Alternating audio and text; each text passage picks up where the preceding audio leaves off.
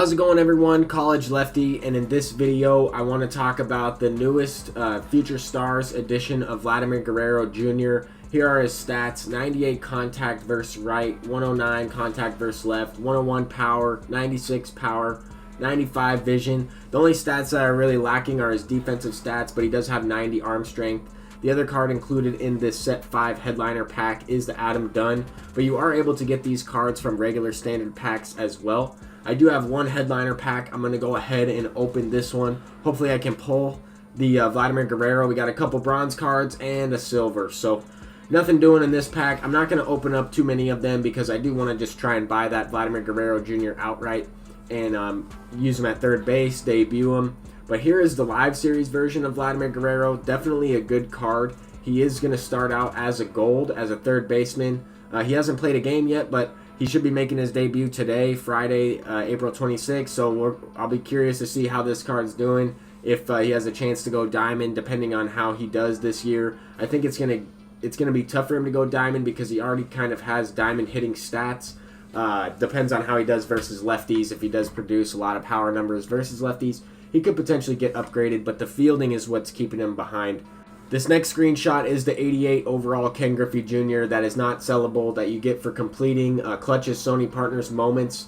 And let's go ahead and get right into the gameplay. We are going up against a guy with a budget team. I'm going to be playing a game of Ranked Seasons. This is a game after I played last night, after I played went up against Big Hurt. But this opponent is in the World Series. This game will be played on Legend, which is pretty impressive. With the team that this guy has, he's definitely has the biggest budget team I've seen in World Series and that I've matched up against, other than my own team that I played. But even that team that I made World Series with had a lot more golds. This guy's rocking a couple silvers at the top of his lineup. He also has James Paxton on the mound. And I did get a strikeout there to lead off the game. A strikeout looking. Now we're facing Billy Hamilton on an 0-2 count. I threw that curveball on the outside corner. I was trying to throw it inside. Luckily, he didn't make contact. He probably could have sent that one for extra bases. Even though Billy Hamilton doesn't have the best stats, I did do extremely well with that card when he was in my lineup and was on my team as well.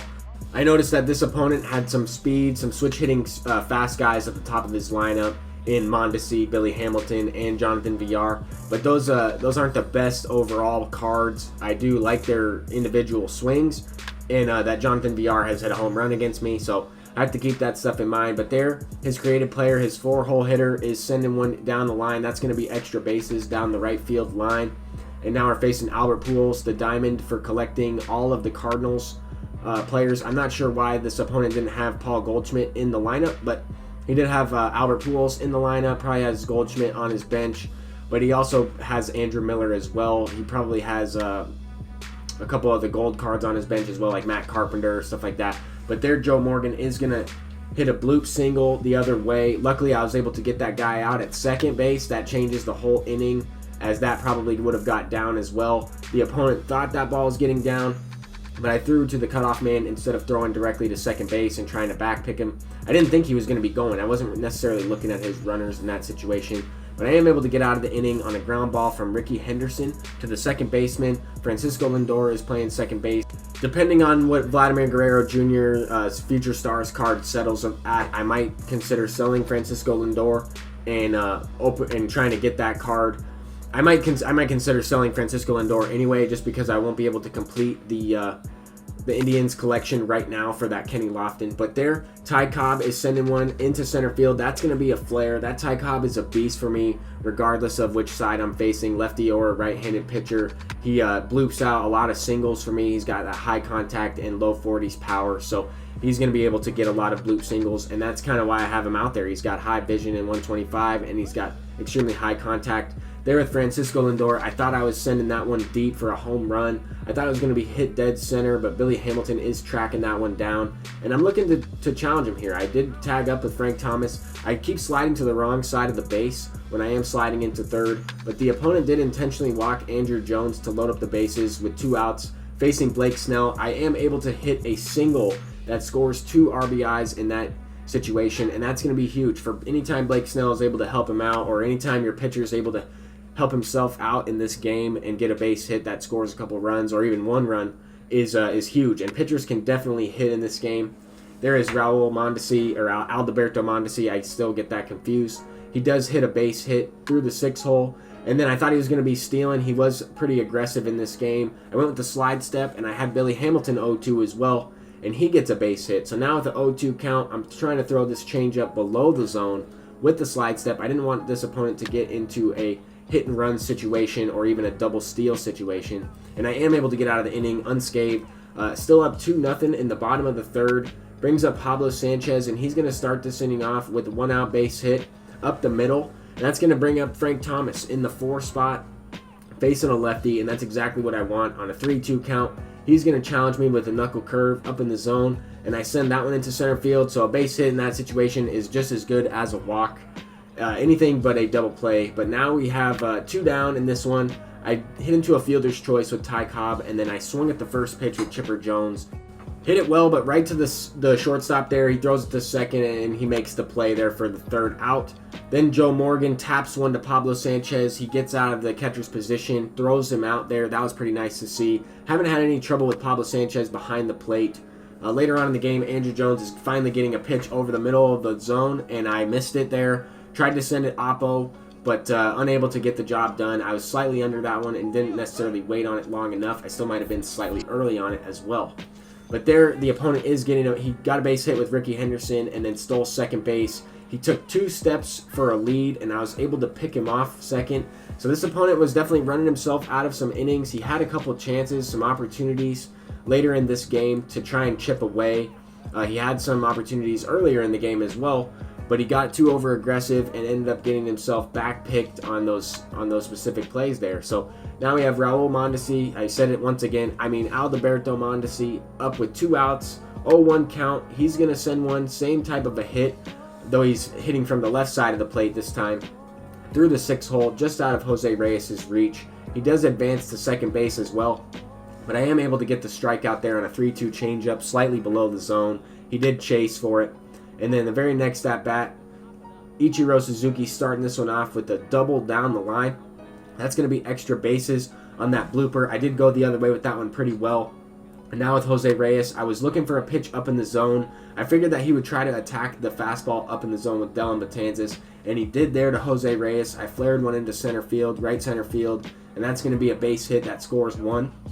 So we had the base hit from Blake Snell that scored 2 runs, and then the base hit from Jose Reyes that scored another run. That makes it 3-0. In this one, I squared up with Ty Cobb, just didn't have the power to get out of here. I'm waiting for that signature series Ty Cobb card with a little bit better fielding, a little bit better power overall, and similar contact numbers. I know that card's going to be absolutely insane when they release the signature series Ty Cobb version, and I'm really waiting for that card. In the meantime, I might try to pick that Griffey up and try him out in right field. I do have a couple of the other diamonds that you get for grinding out the game, like that Willie Mays. And there with Andrew Jones, I am sending that one out for a home run. That was a hanging curveball from Dellin Betances. I sat on it. I was looking for a curveball on that pitch, and I hit it out. Now we have Jose Reyes up facing Jake Diekman, and on 3-2 count, he throws a slider over the middle of the plate, and Jose Reyes is going to send a no-doubter into center field, making it a 5-0 game. So a couple home runs late in this one to give me that extra boost, extra couple runs of insurance. Now Pablo Sanchez is going to send an extra base hit down the right field line. That's going to bring up Frank Thomas with a chance to score another run. And now we have 2 outs in the bottom of the 7th. I was looking for a pitch inside. I didn't necessarily pull that ball well enough to send it out, but he did hit it to the warning track. Billy Hamilton is camped under that one. Now we have the gold Brett Cecil in the game. From the Toronto Blue Jays collection. This card is a very effective lefty. He does have the knuckle curve as his regular primary pitch, as his X pitch, and that's what I was getting that strikeout there facing Billy Hamilton. And now Chipper Jones sends one up the middle. Any extra guys that get on base late in the game is always huge. I'm trying to put up as many runs as I can here in the 8th and the 9th inning. If I do get a chance to bat in the bottom of the 9th inning, the opponent would have to come back in this one, and that's really what I'm trying to avoid. By squaring up the ball there, Francisco Lindor wasn't necessarily getting rewarded, and on a 3-2 count with Andrew Jones, he is going to send one up the middle, and that's going to be a base hit. I'm unable to advance, even though his center fielder bobbled it. I didn't want to risk it in this situation.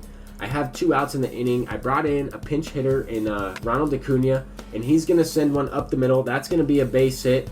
He's been playing up on inside edge a lot lately, and I didn't realize how slow 44 speed got around the bases there. He got the ball in rather quickly. I thought I was going to be safe by a mile. I wasn't even looking at Chipper Jones. I was looking at Andrew Jones on second base, and ended up sending him back to second, got thrown out at the plate.